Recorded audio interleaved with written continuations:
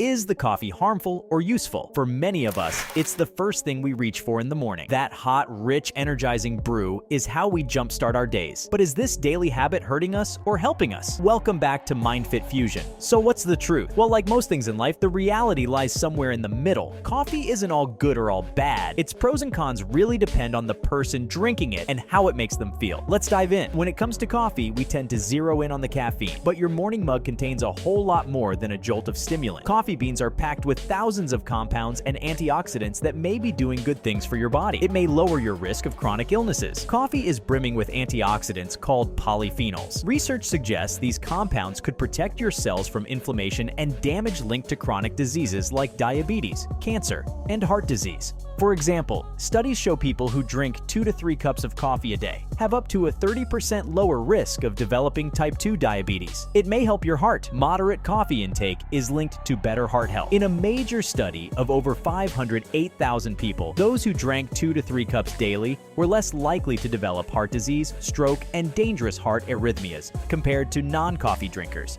Coffee's antioxidants are likely cardioprotective by reducing inflammation. Coffee's caffeine can enhance focus and concentration. Studies show just 1 cup can temporarily boost alertness, reaction time, memory, and mood. Coffee may also lower the risk for Alzheimer's and Parkinson's diseases, though more research is needed. It may aid your workouts. The caffeine in coffee can enhance exercise performance by mobilizing fat stores and giving muscles a shot of energizing fuel. One study found cyclists rode up to 20% longer with caffeine. A pre-workout cup could let you hit the gym harder. It may help with weight loss. Coffee may support a healthy metabolism and weight management. In studies, caffeine boosted metabolic rate and fat burning. Coffee also curbs appetite and contains almost no calories, so it can fit into a weight loss regimen. It counts towards your daily fluids. Contrary to popular belief, coffee does not dehydrate you. Drinking a few cups daily can contribute to your fluid requirements. Just avoid loading it with cream and sugar, which can counter the benefits. When consumed in moderation, coffee is rich in antioxidants and linked to a lower risk of many chronic diseases. The evidence is strong that 1 to 3 cups daily provides benefits for most healthy adults. Coffee isn't all rainbows and butterflies. With its stimulating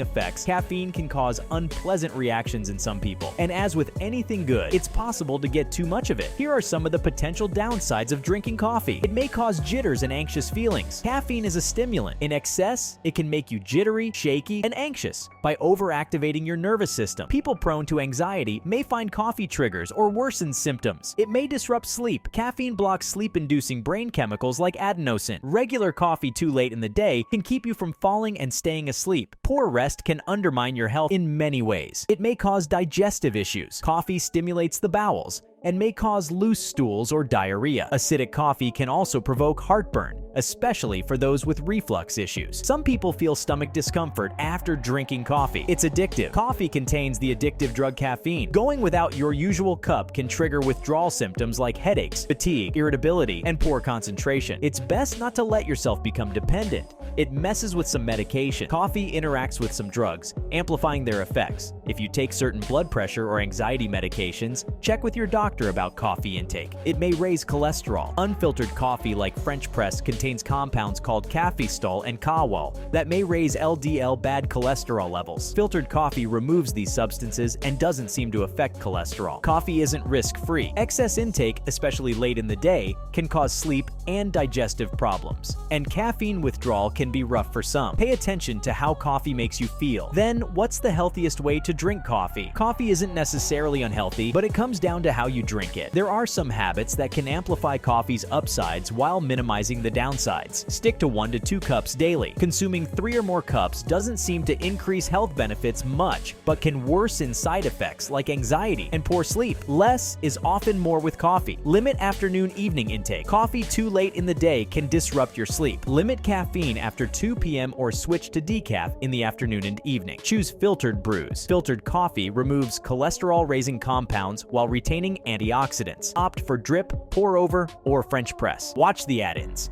Loading coffee with sugar, flavored creamers, and fattening toppings adds calories that outweigh the benefits. Drink it black or just add a splash of milk. Wait 30+ minutes before the second cup. This gives your body time to metabolize most of the caffeine from your first cup so you don't overdo it. Spacing out intake prevents jitters. Stay hydrated. Counter any mild diuretic effects by drinking water water before and after coffee. Proper hydration is key for overall health. The takeaway: drinking coffee in moderation at optimal times of day and avoiding over-caffeinating maximizes benefits while reducing adverse effects. Who should limit coffee intake or avoid it? Coffee isn't for everyone. There are some groups of people who may be better off either cutting back or avoiding coffee altogether. Those with anxiety issues. Caffeine can exacerbate anxious feelings. If coffee makes you feel unsettled, limit intake or opt for decaf. Those taking certain medications. Check with your doctor about potential coffee interactions with any prescription drugs you take regularly, like antidepressants. Those with acid reflux. Coffee aggravates reflux, so limit or avoid it if you have frequent heartburn and indigestion. Those with chronic insomnia. If you already struggle to fall and stay asleep, caffeine can undermine sleep even further. Consider going caffeine-free. Pregnant women. Obstetricians recommend limiting caffeine to 200 milligrams or less daily during pregnancy, as heavy consumption may increase risk of miscarriage or low birth weight. If you find yourself struggling with sleep, indigestion, or anxiety, taking a coffee break could provide some relief, especially if symptoms seem aggravated by caffeine. If you want to drink less coffee or quit completely, there are some tips to lower your intake gradually to minimize withdrawal effects. Go half cap. Blend equal parts regular coffee and decaf to slowly cut your caffeine intake in half. Gradually phase out more of the regular coffee. Size down your cup. Opt for a smaller 8-ounce mug rather than a giant 20-ounce travel tumbler to sip less without noticing. Substitute every other cup. Swap out every other coffee for black or herbal tea. Tea has less caffeine but offers similar cozy, comforting benefits. Dilute your coffee. Mix regular drip coffee 50-50 with hot water to make it weaker. Over time, use less coffee and more water. Set a deadline. Stop drinking coffee at a reasonable time, like 2 p.m., to avoid disrupting sleep. Over time, push the deadline earlier. Wait longer between cups. Try going 90 minutes between cups instead of 60 to naturally space out intake more. This helps lower your overall caffeine consumption. So go ahead and savor that morning mug of joe. Just be mindful of how coffee makes you feel and tweak your intake accordingly. When consumed judiciously, coffee can be a healthy complement to your day. Do you notice any negative effects if you miss your usual cup of coffee in the morning? How do you deal with caffeine withdrawal, headaches, or fatigue? What's a healthy swap you can make if you want to drink less coffee? Could you substitute herbal tea or maybe half or decaf some of the time? Let me know in the comments section. And if you like this video, be sure to subscribe to the MindFit Fusion channel for more insights and tips on using food and drink to boost your health and performance.